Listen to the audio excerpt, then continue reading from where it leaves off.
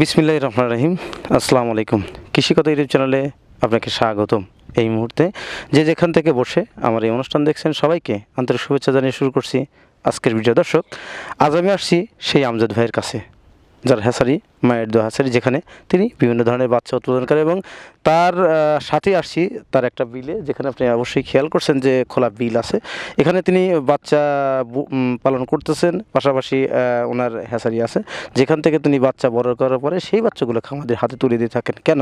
কারণ তার পরিচর্যাতে হাঁসের বাচ্চা বড় করলে তিনি কিন্তু ওই হাঁস সম্পর্কে যথেষ্ট অভিজ্ঞতা সম্পন্ন হয়ে থাকে এবং খামারিদের কাছ থেকে খামারি যখন তার কাছে হাঁসের বাচ্চা নেয় এবং সেই হাঁসের বাচ্চা নিয়ে হাঁস খামারিরা লাভবান হতে পারে। তো তার সেই উদ্দেশ্যকে ধন্যবাদ জানাই, তিনি যে নিজস্বভাবে পালন করার পরে হাঁসের খামারি তুলে দেন। সেই আমজাদ ভাইয়ের সাথেই আমরা কথা বলবো এবং জানবো এবং আপনাদেরকে জানানোর চেষ্টা করব। চলুন দর্শক, কথা না বাড়িয়ে শুরু করি আজকের ভিডিও। দর্শক, আমার সামনে সেই আমজাদ ভাই দাঁড়িয়ে আছেন এবং খোলা বিলে অবশ্যই খেয়াল করছেন, পিছনে কিন্তু বাচ্চা দেখা যাচ্ছে। তিনি বাচ্চাগুলো নিজস্ব লালন পালন করে থাকেন এবং এই বাচ্চাগুলোই তিনি কিন্তু খামারিদের হাতে তুলে দেন। তার ব্যবসাটা মূলত হচ্ছে বড় হাঁস ক্রয় বিক্রয় করা এবং পাশাপাশি হ্যাচারি থেকে বাচ্চা উৎপাদন করে সেই বাচ্চাগুলো বড় করে হাঁস খামারিদের তুলে দেন। আমি সেই বিষয়ে বিস্তারিত আলাপ আলোচনা করবো এবং আপনাদেরকে জানাবো। আসসালামু আলাইকুম। আসসালামু রহমতুল্লাহ। ভালো আছেন ভাই? জি আলহামদুলিল্লাহ। আপনার অনেক সুনাম শুনছি এবং সেই সুনামের প্রেক্ষিতে আপনার কাছে আসা। তো আপনার হ্যাচারির নামটা? মায়ের দোয়া হেসারি। এটা কোন জায়গায় অবস্থিত? নেত্রকোনা জেলা মোহনগঞ্জ থানা, গ্রাম মাগান। মাগান আর কি। আপনি এই হ্যাচারির সাথে সম্পৃক্ত কত বছর? এটা করতো আমার এক বড় ভাই মারা যাওয়ার পরে আমি নিলাম, করছি প্রায় আজকে 17-18 বছর। আপনি এই হ্যাচারি করার পূর্বে আপনি কি কাজের সাথে জড়িত ছিলেন? আমি বিভিন্ন কাজ করছি, কৃষি কাজ করছি, অন্য ব্যবসা করছি। তারপরে দেখা যায় আমার বড় ভাই হাঁস পালন করে লাভবান হয়েছে। এই পাশাপাশি আমি ওনার কাছ থেকে 200 হাঁস নিয়েছিলাম। 200 হাঁস থেকে আল্লাহর রহমতে এখন আমার বাচ্চার কামার আছে হলো 2টা আর বড় হাঁসের কামার আছে 2টা। আপনার এই হ্যাচারি থেকে কত বাচ্চা মাসে উৎপাদিত হয়? এটা তো মাসে না, সপ্তাহে মনে করেন যে 1-2 দিন 3 দিন পর 10,000 15,000 এরকম বাচ্চা বাইর হয়। মাসে যদি সপ্তাহে আপনি 10 থেকে 15,000 বের করতে পারেন, তো 60-70,000 বাচ্চা বের হয়। জি 60-70,000 বাচ্চা বাইর হয়। এই বাচ্চাগুলো কোথায় কোথায় সেল করে দেন? এটা আপনার সারা বাংলাদেশে যায়, বেশিরভাগ হলো আপনার কুমিল্লা, চট্টগ্রাম, উত্তরবঙ্গে, মানে রাজশাহী, সারা বাংলাদেশে যায়। আমি এসে দেখলাম আপনি ডিম সংগ্রহ করছেন খামার থেকে। ওই খামারটাকে আপনার? জি আমার। ওখানে কতগুলো হাঁস আছে আপনার? এখানে আছে আপনার 1200। আপনি এই হাঁস এই ডিমগুলো দিয়ে কী করে থাকেন? এই ডিমগুলো আমার হ্যাচারির জন্য। আপনি কি জাতের হাঁস পালন করতে খামারিদের উৎসাহিত করেন? সবচেয়ে আপনার ডিমের জন্য হলো খাই ক্যাম্বেল। এটি সারা মানে বেশিরভাগ মনে হয় 70-80% 90% ডিম পারে। 1000 হাঁস থেকে কি পরিমাণ ডিম আশা করা যায়? অন্তত ধরেন 8 থেকে 900। আপনি যে পিছনে দেখলাম যে আপনার এই যে বাচ্চাগুলো, এই বাচ্চাগুলো বয়স কত বা কোথা থেকে, মানে কিভাবে এই লালন পালন করছেন একটু জানাবেন। এটা বাচ্চার বয়স হলো আজকে আপনার 1 মাস। আমরা তো মনে হয় যে হাতের খরচটা একবার নিম্নত লাগে। কেন লাগে? 1 মাস পর্যন্ত আমরা বোর্ডিংয়ের যে খাবারটা, পোলট্রি খাবারটা খাওয়াই, খাওয়ানোর পরে মাঠে বিলে ছেড়ে দিই। বিলে শামুক, ঝিনুক, পোকামাকড় অনেক কিছুই আছে, এই জন্য আমরা হাতের খাবারটা কম লাগে। আবদ্ধ অবস্থায় হাঁস পালন করে লাভবান হওয়া সম্ভব? জি সম্ভব। কিভাবে আসলে সম্ভব আর কি আমাকে বলবেন? আপনার ওনার যদি শামুকটা ক্রয় করে শামুক খাওয়াইতে পারে, তা শামুক খাওয়াইলে মনে হয় যে 1000 একটা 1 মণ ধানের দাম হইলো ধরেন না 1200 টাকা। প্রতিদিন যদি ওনার 2 বস্তা শামুক খাওয়ায়, 2 বস্তা শামুকের দাম ধরেন না 500 600 টাকাই ধরেন। শামুকটা খাওয়াইলে মানে হাঁসের ডিমটা পারে বেশি। জি। এই শামুকের পাশাপাশি হাঁসের কি কি খাবার দিয়ে থাকেন আপনারা? শামুকের পাশাপাশি মধ্যে বিকালবেলা কিছু লেয়ার দিলাম, গম, ভুট্টা, ধান এগুলো দিলাম। এই যে আপনার বড় ভাইয়ের দেখার থেকে এবং তার কাছ থেকে হাঁস 200 হাঁস ক্রয় করে এখন আপনি হ্যাচারির মালিক। তো আপনি এই খামার জগতে আসার পরে আপনি কি মনে করছেন? পূর্বের চাইতে আপনার একটু স্বাবলম্বী না? জি আলহামদুলিল্লাহ। আমার কিছু ছিল না ভাই, পায়ের তলে মাটি ছিল না, ঘর করছি, বাড়ি করছি। এখন আল্লাহর রহমতে বাজারে একটা দোকান আছে। জি আল্লাহর রহমতে ভালো হয়েছে। হাঁস পালন করে প্রতিটি খামারই যাতে স্বাবলম্বী হয় এই উদ্দেশ্যে আপনার কাছ থেকে আসা এবং আপনার কাছ থেকে বিভিন্নভাবে মানুষ কিন্তু অনলাইনে বিভিন্নভাবে মানুষের সাথে প্রতারিত করছে।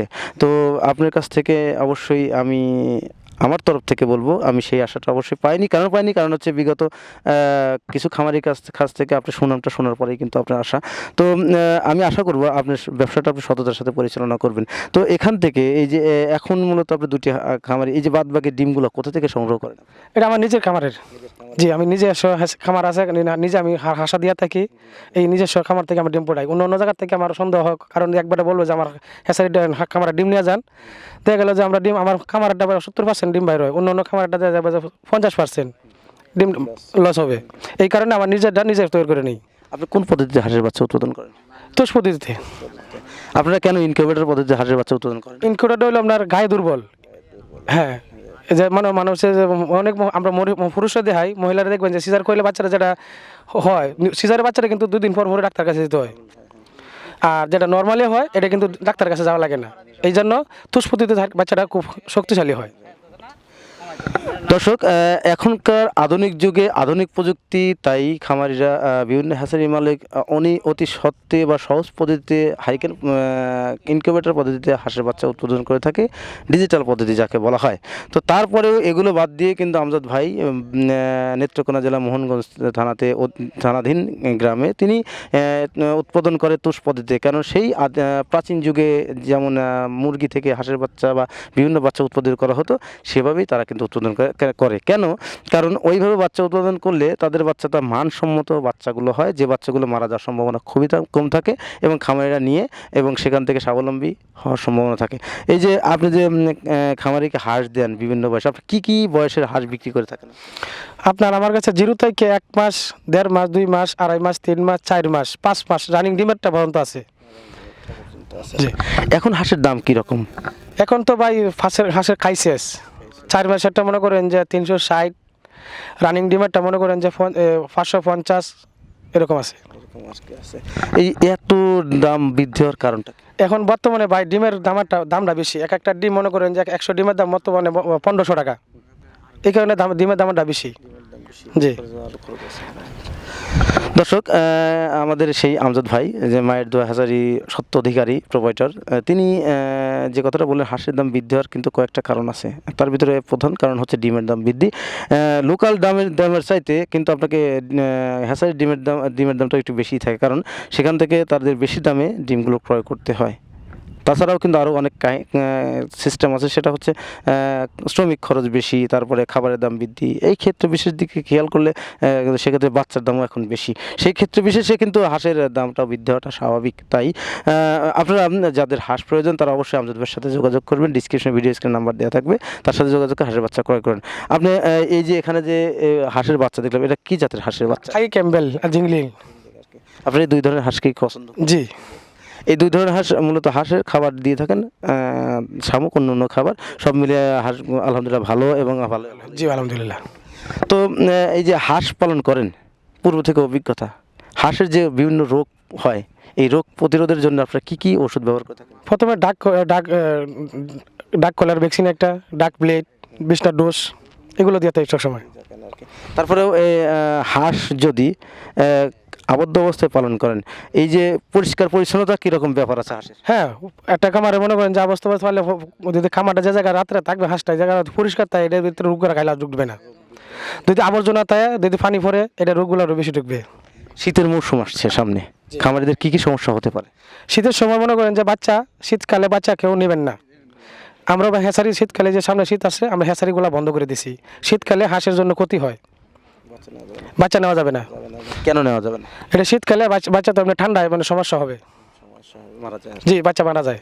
দর্শক, আমাদের সেই আমজাদ ভাই কিন্তু গুরুত্বপূর্ণ একটা কথা বলছেন। শীতকালে বিভিন্ন ওনাদের এখানে তাছাড়া হ্যাচারি কিন্তু আরও চালু থাকে, কারণ শীতকালে ওনারা মনে করেন অভিজ্ঞতা থেকে যে হাঁসের বাচ্চা শীতকালে সংগ্রহ করলে ওই বাচ্চাগুলো মারা যাওয়ার সম্ভাবনা থাকে।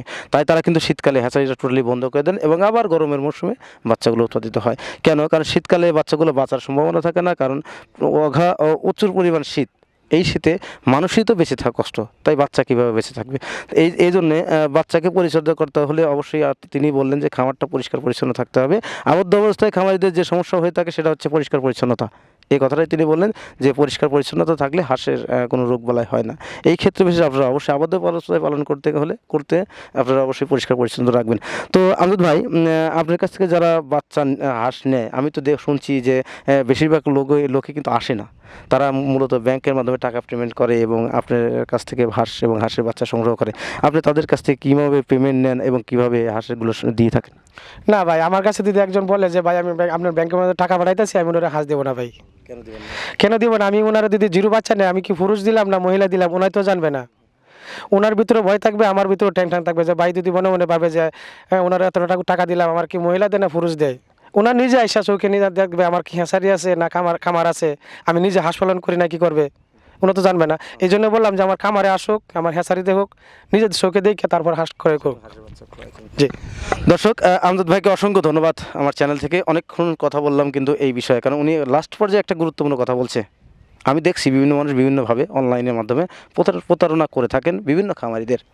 তাই তিনি যেটা বললেন যে আপনারা আমার এখানে আসেন, দেখেন, জানেন, শোনেন, তারপর হাঁস ক্রয় করুন এবং হাঁসের বাচ্চা ক্রয় করুন। ওনার কথার সাথে আমি একমত, কেননা আপনি আপনার টাকা দিবেন, দেখবেন না, এটা কিন্তু হয় না। তাই আপনারা অবশ্যই খামার করতে হলে আপনারা হাঁস ক্রয় করুন, খামারে এসে সেই যে খামার মালিক বা হ্যাচারি মালিক তার সাথে পরামর্শ করুন, তার কাছে বিভিন্ন পরামর্শ নেওয়ার পর আপনারা খামার করুন, তাহলে কিন্তু আপনারা স্বাবলম্বী হতে পারবেন। তো দর্শক, যাদের হাঁস এবং হাঁসের বাচ্চা প্রয়োজন তারা অবশ্যই আমজাদ ভাইয়ের নাম্বারটা ডিসক্রিপশনে ভিডিও স্ক্রিনে দিয়ে রাখবো, ওই নাম্বারের সাথে যোগাযোগ করে আপনারা অবশ্যই হাঁস এবং হাঁসের বাচ্চা ক্রয় করুন। তারপর বিশেষ করে একটা বলবো, ওনার যে নাম্বারটা কোনটা ওনার নিজের মুখে বললে মানে আর একটু বেশি ভালো হয়। আপনার কন্ট্যাক্ট নাম্বারটা বলবেন প্লিজ। 01759742939, 01759742939।